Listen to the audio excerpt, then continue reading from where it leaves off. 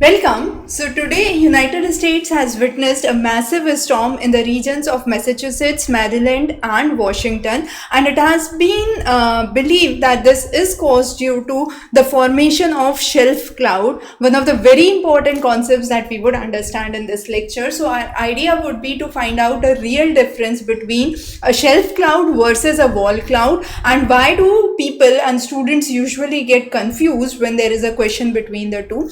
Also, this is very important not only for your NET examination but also for your UPSC examination.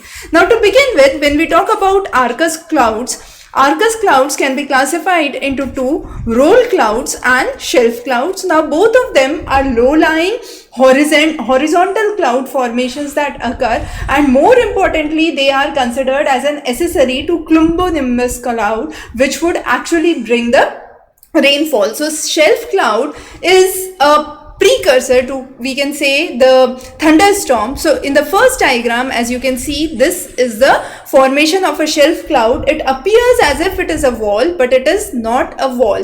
On the other side of the picture, you can see a cloud formation, which is a classic example of a wall cloud. Now in this section, our focus would be to understand the mechanism of the two. So what happens is, there is the first step is the formation of thunderstorm in both the cases, but in the case of a shelf cloud, which is on this side, right, what would happen?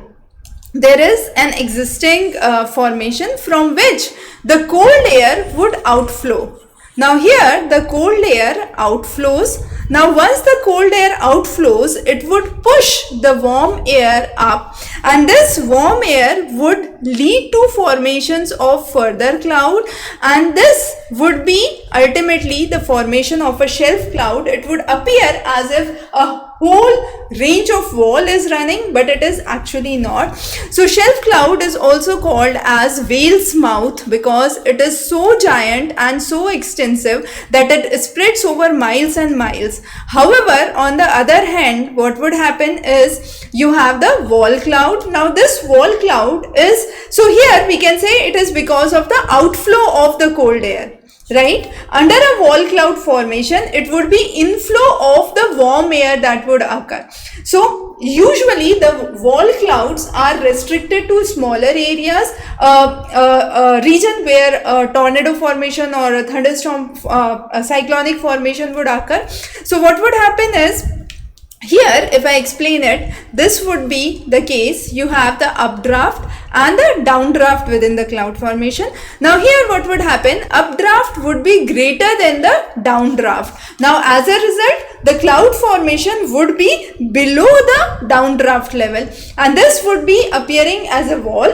Most important thing is the axis of rotation between the two. So in the case of wall cloud, the axis of rotation would be vertical. So as you can see in the figure, it would appear as if they are going up. However, in the case of shelf cloud, the axis of rotation would be horizontal. So here the axis of rotation is horizontal, and here the rotational axis would be vertical in nature. Now another important thing is, in the wall cloud, as we saw, there is inflow of the warm air which would lead to the formation. It would always maintain its position with respect to rain, and in the centermost area, which is the eye of the cyclone, it is basically the area where there would be no disturbance which would be seen. On the other hand, in the case of a shelf cloud, it would be outward flow. It would move away from the rain, and it would slope downwards from the area where the precipitation or the rainfall is occurring. Now, one very important thing that we need to understand is the factors or the criteria for the formation of wall clouds. Now wall cloud formation, first of all, the wall clouds are persistent. They would start somewhere 10 to 20 minutes before the cyclonic or the tornado conditions start to build. Now the second is, there is a persistent rotation, and this rotation is vertical in nature, as we already saw. The third important thing, or the third important factor in the formation of the wall cloud would be the strong winds which would blow inwards within the cloud formation, and finally there would be a rapid motion that would lead to the formation. So those are the two major differences. Now if we look onto the diagram here, the credits have been noted. Now there are four different types of clouds formation which are seen. What we have discussed in this section is the shelf cloud. Cumulonimbus clouds are the rain clouds, which actually are the low lying clouds which lead to rain, so they are also called as rain bearing clouds. And then you have undulated asperatus and lenticular cloud formations, which we would cover in the separate lecture. So to understand a quick difference between shelf cloud versus wall cloud, as we said, in the shelf cloud there is an outflow which is dominant. In the wall cloud there is inflow of warm air. So warm air moves in, here the cold air descends down, then there is a horizontal air spread in the case of shelf cloud.